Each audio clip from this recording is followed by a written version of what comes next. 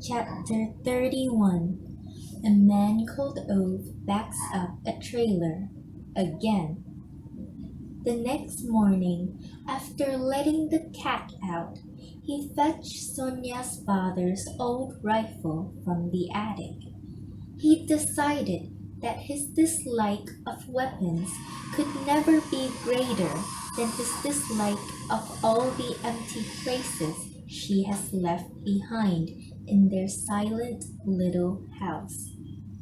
It was time now, but it seems that someone, somewhere, knows the only way of stopping him is to put something in his way that makes him angry enough not to do it. For this reason, he stands now in the little road between the houses, his arms defiantly crossed, looking at the man in the white shirt and saying, "I am here because there was nothing good on the TV." The man in the white shirt has been observing him without the slightest hint of emotion through the entire conversation. In fact, whenever Ove has met him, he has been more like a machine than a person. Just like all the other white shirts Ove has run into in his life. The ones who said Sonia was going to die after the coach accident. The ones who refused to take responsibility afterwards. And the ones who refused to hold others responsible. The ones who would not build an access ramp at the school. The ones who did not want to let her work. The ones who went through paragraphs of small print to root out some clause meaning they wouldn't have to pay out any insurance money. The ones who wanted to put her in a home. They had all had the same empty eyes, as if they were nothing but shiny shells walking around, grinding away at normal people and pulling their lives to pieces.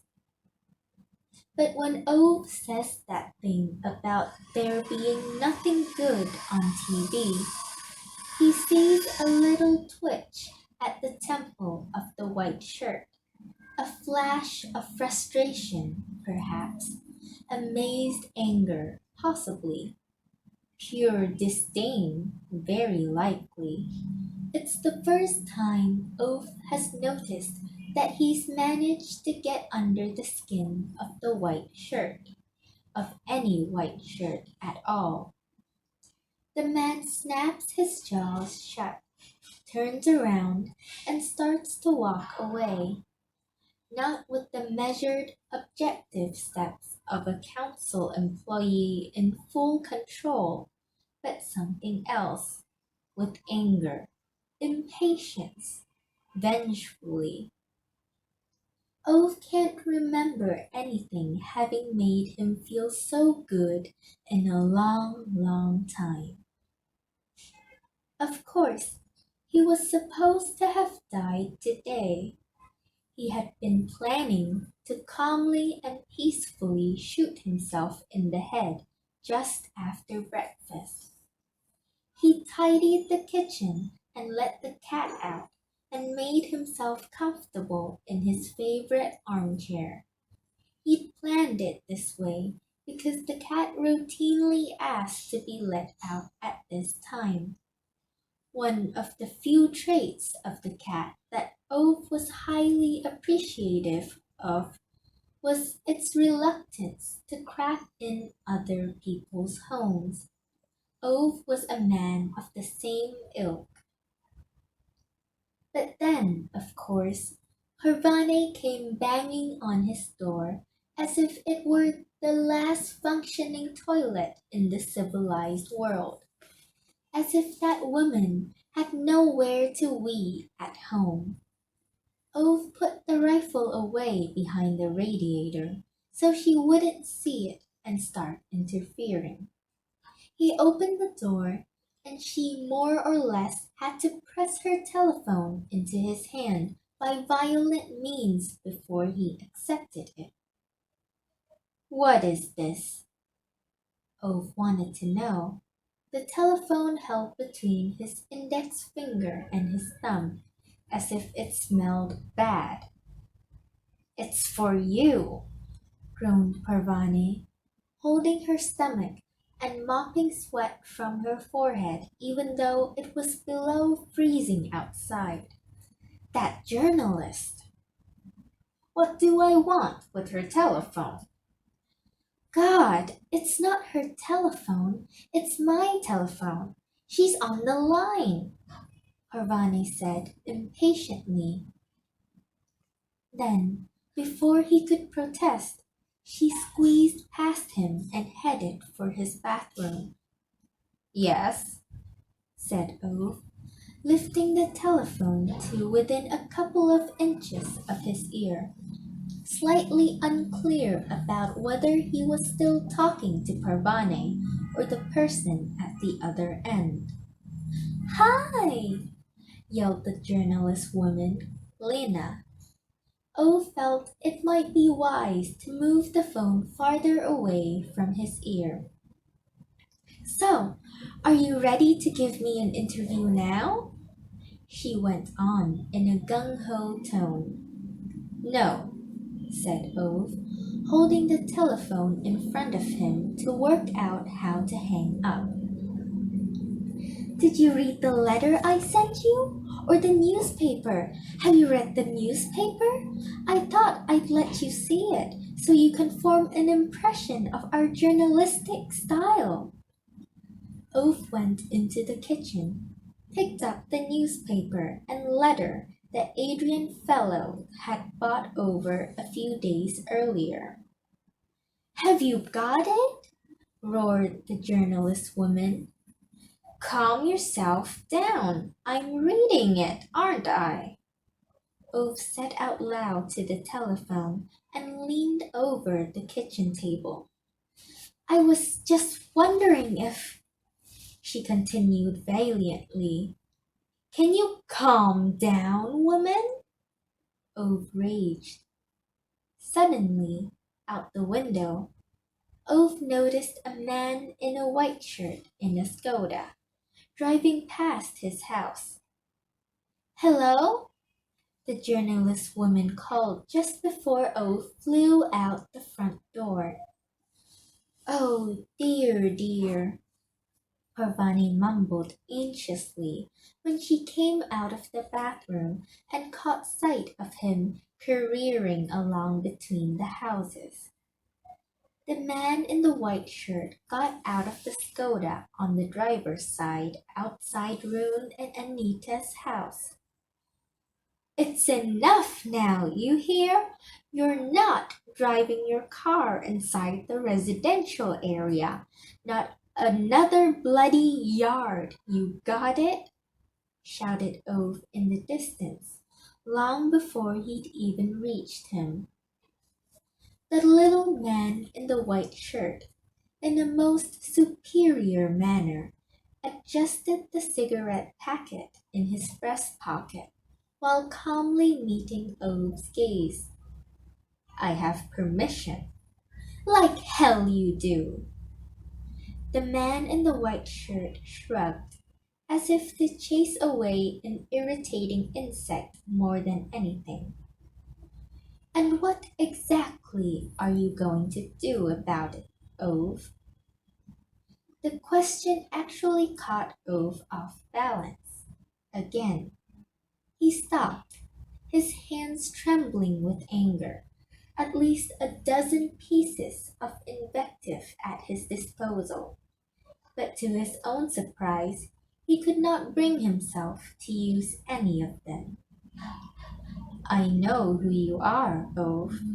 I know everything about all the letters you've written about your wife's accident and your wife's illness. You're something of a legend in our offices, you should know, said the man in the white shirt, his voice quite unwavering. Ove's mouth opened into a crack. The man in the white shirt nodded at him. I know who you are, and I'm only doing my job. A decision is a decision. You can't do anything about it. You should have learned that by now. Ove took a step towards him, but the man put up a hand against his chest and pressed him back, not violently, not aggressively, just softly and firmly, as if the hand did not belong to him, but was directly controlled by some robot at the computer center of a municipal authority. Go and watch some TV instead, before you have more problems with that heart of yours.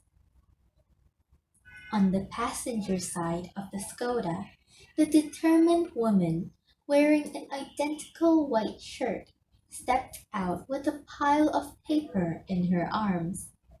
The man locked the car with a loud bleep. Then he turned his back on Ove, as if Ove had never stood there talking to him. Ove stayed where he was, his fists clenched at his sides and his chin jutting out as if he were an outraged bull elk. The white shirts disappeared into Anita and Rune's house. It took a minute before he recovered himself enough to even turn around. But then he did so with determined fury and started walking towards Parvani's house. Parvani was standing halfway up the little road. Is that useless husband of yours at home? Ove growled, walking past her without waiting for an answer. Parvani didn't have time to do more than nod before Ove, in 4 long strides, reached the front door. Patrick opened it, standing there on crutches, casts apparently covering half of his body. Hi, Ove, he called out cheerfully, trying to wave with the crutch, with the immediate effect that he lost his balance and stumbled into the wall. The trailer you had when you moved in, where did you get it? Ove demanded. Patrick leaned with his functioning arm against the wall, almost as if he wanted it to look as if he'd meant to stumble into it. What? Oh, that trailer. I borrowed it off a guy at work. Call him. You need to borrow it again. And this was the reason why Ove did not die today, because he was detained by something that made him sufficiently angry to hold his attention. When the man and woman in the white shirts come out of Anita and Rune's house almost an hour later, they find that their little white car with the council logo has been boxed into the little cul-de-sac by a large trailer. A trailer that someone, while they were inside the house, must have parked exactly so it blocks the entire road behind them. One could almost think it had been done on purpose. The woman looks genuinely puzzled, but the man in the white shirt immediately walks up to Ove. Have you done this? Ove crosses his arms and looks at him coldly. No. The man in the white shirt smiles in a superior manner, the way men in white shirts, who are used to always having things their own way, smile when someone tries to disagree with them. Move it at once. I don't think so, says Ove. The man in the white shirt sighs. as if the threatening statement he makes after that were directed at a child. Move the trailer, Ove, or I'll call the police. Ove shakes his head nonchalantly, pointing at the sign farther down the road. Motor vehicles prohibited inside the residential area. It says so clearly on the sign. Don't you have anything better to do than standing out here pretending to be the foreman? Groans the man in the white shirt. There was nothing good on TV, says Ove. And that's when there's a little twitch at the temple of the man in the white shirt, as if his mask has slipped a little, just a fraction. He looks at the trailer, his boxed-in Skoda, the sign, Ove standing in front of him with his arms crossed. The man seems to consider for an instant whether he might try to force Ove by violence, but he realizes in another instant that this would very likely be an extremely bad idea. This was very silly of you, Ove. This was very, very silly, he hisses finally. And his blue eyes, for the first time, are filled with genuine fury. Ove's face does not betray the slightest emotion. The man in the white shirt walks away, up towards the garages and the main road, with the sort of steps that make it clear that this will not be the end of the story. The woman with the papers hurries off after him. One might have expected Ove to watch them with a look of triumph in his eyes. He would probably have expected this himself, in fact, but instead he just looks sad and tired, as if he hasn't slept in months, as if he hardly has the strength to keep his arms up any longer. He lets his hands glide into his pockets and goes back home. But no sooner has he closed the door than someone starts banging on it again.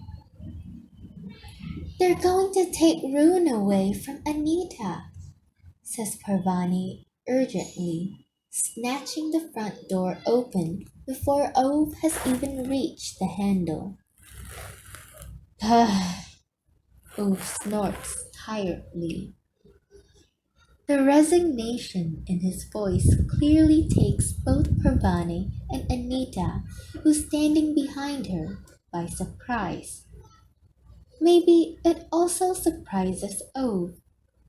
He inhales quickly through his nose, looks at Anita. She's grayer and more sunken than ever. Her eyes are red, swollen. They say they'll come and pick him up this week, and that I can't manage to take care of him myself, she says, in a voice so fragile that it hardly manages to get past her lips. We have to do something, cries Parvani, grabbing him. Ove snatches his arm back and avoids her eyes. They won't come to get him for years and years. This will go to appeal and then it'll go through all the bureaucratic shit, says Ove. He tries to sound more convinced and sure of himself than he actually feels. But he doesn't have the strength to care about how he's coming across. He just wants them to leave. You don't know what you're talking about, roars Parvane. You're the one who doesn't know what you're talking about. You've never had anything to do with the county council. You don't know what it's like fighting them, he answers in a monotone voice, his shoulders slumped. But you have to talk, she begins to say in a faltering voice. It's as if all the energy in Ove's body is draining out of him even as he stands there. Maybe it's the sight of Anita's worn out face. Maybe it's the insight that a simple battle won is nothing in the greater scheme of things. A boxed in Skoda makes no difference. They always come back, just like they did with Sonia, like they always do, with their clauses and documents. Men in white shirts always win, and men like Ove always lose people like Sonia, and nothing can bring her back to him. In the end, there is nothing left but a long series of weekdays with nothing more meaningful than oiling the kitchen counters. And Ove can't cope with it anymore. He feels it in that moment more clearly than ever. He can't fight anymore, doesn't want to fight anymore, just wants it all to stop. Corbani keeps trying to argue with him, but he just closes the door. She hammers at it, but he doesn't listen. He sinks down on the stool in the hall and feels his hands trembling. His heart thumps so hard that it feels like his ears are about to explode. The pressure on his chest, as if an enormous darkness has put its boot over his throat, doesn't begin to release till more than 20 minutes later. And then Ove starts to cry.